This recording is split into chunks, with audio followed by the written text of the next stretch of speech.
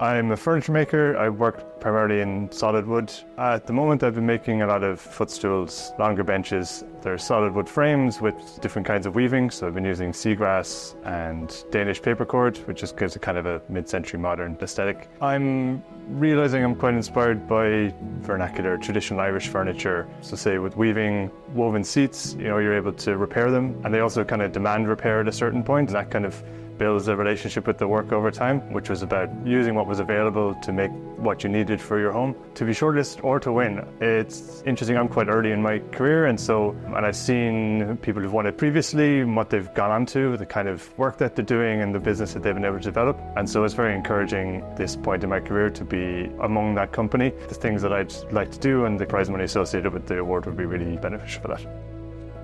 I studied ceramics in Crawford College. I've been teaching ceramics for the last 22 years. This year I've taken a step back from teaching and I've set up my own business. I get as much out of the process of making as I do with the end result. I've just recently started doing a functional range. One of my most popular projects is called the Mindful Mug, and it's based loosely on the Japanese tea bowl, where there's no handle and you need to really connect with the surface of the mug. I wanted to share with others what it felt like to be grounded using soft clay. The financial aspect of winning such a huge award would be just massive to such a small startup business like mine. Being able to outsource some of the business side of things, it would give me time back to really get back to what I love doing most.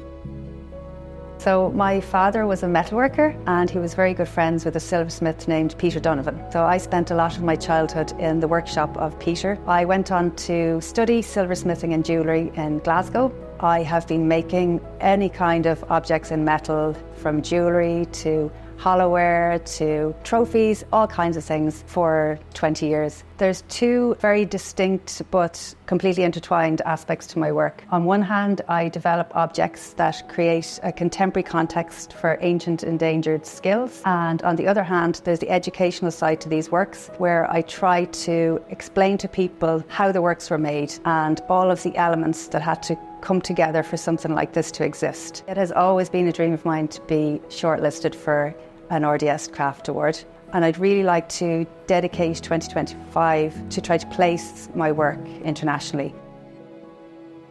8 generations of my family have been working stone. I'm the first generation that's a stone cutter and a sculptor as well, and I got an apprenticeship with Síne Vasquez and Sons in the village of Ballynockin. A lot of it is conservation work, whether it's traditional lime mortars or sculpture and carving. It's a really nice mix of work. You can see in the workshop here, like, everything within reason is Irish. The roof here is all made out of Douglas fir. It's a traditional post and beam roof. The timber is actually from Wicklow. All the granite that's been used is a 10-minute walk up to the quarry. I love Irish art. If you look at images in the Book of Kells and you think you've seen it all, and then suddenly, I've never seen that detail before. I'm really delighted that I've been nominated. It's a good way of showing the change of times, how it's not seen as just a trade anymore.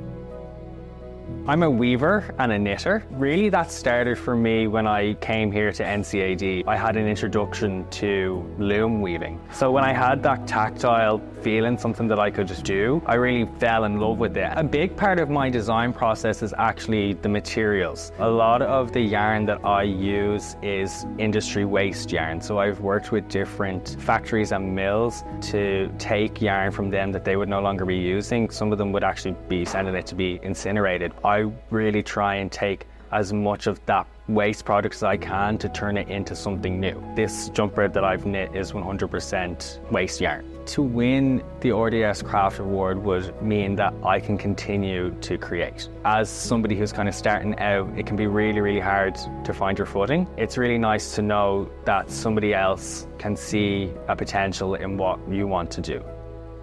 My background originally was in oncology physio, and I went back and retrained in goldsmithing. I've released 5 fine jewellery collections. So I'm really inspired by the way that our old buildings interact with the natural world. When a building falls derelict, it tends to be reclaimed by nature. So that kind of symbiosis, that interaction between humans and the buildings that they create and then the natural world, that also gives real depth and texture and colour, which is really interesting for me, obviously, as a maker to try and represent in my work.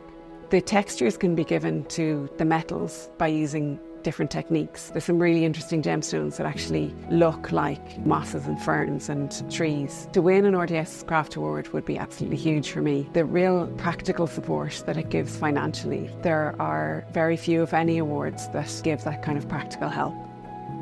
My practice ranges from object making to site-specific work, and I make mainly sculptural pieces from glass and from found objects. I ended up going back to full-time education in 2017, and it was from there that my interest from glass just grew. The concept behind my work at the moment anyway is based on women's work and how women are valued or undervalued and underrepresented in rural families. The cushion piece that I've made out of black glass came from that idea of that weight of labour, that weight of care that women carry with them. It's me using glass, that material of glass, to say something through my work. To be shortlisted for something like the RDS Craft Award is amazing. It can put your practice in a whole different trajectory.